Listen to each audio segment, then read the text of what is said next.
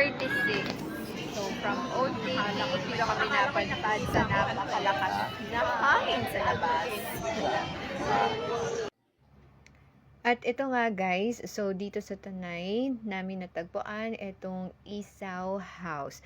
So, Isaw House lang yung pangalan nila, pero madami silang putahe, hindi lang Isaw. So, ito yung kanilang restaurant. So, makikita nyo, okay naman yung ambience.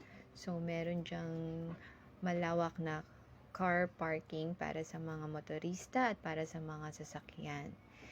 Ito naman yung counter area. So, habang nag-aantay kami ng aming order, picture-picture muna kami dito sa place at saka sightseeing sa bundok.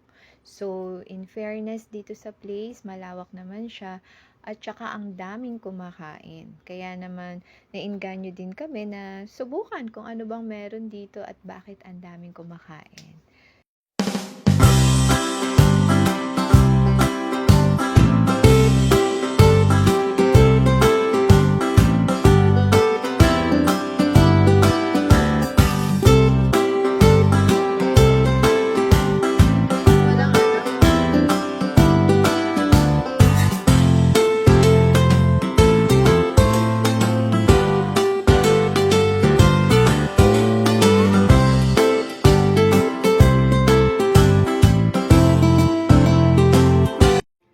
Yes, and the food is finally served. So, i-review natin isa-isa yung mga putahe nila. So, let's start with bone marrow. So, okay naman siya. Masarap, malinamnam. Isaw is okay din. And, kare-kare, thumbs down tayo dito. Ayoko ng kare-kare nila. Kasi parang may cornstarch. Sobrang lapot ng sabaw. So, mas masarap pa kung magkare-kare dyan. And then, we have yung broccoli, beef broccoli. So far, okay naman siya. So, thumbs up din tayo dito. And then, sa yang chow, okay din naman siya. Masarap. Kaya lang, ang konti ng bawat servings. So yung dalawang servings yan, syempre built-in yan.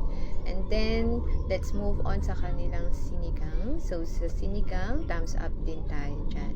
Masarap din yung kanilang sinigang. Sa baked scallop, so sakto lang siya, hindi siya ganun kasarap. Hindi din siya masasabi mo hindi masarap. Kasi puro cheese lang talaga na lasahan ko, so sakto lang siya.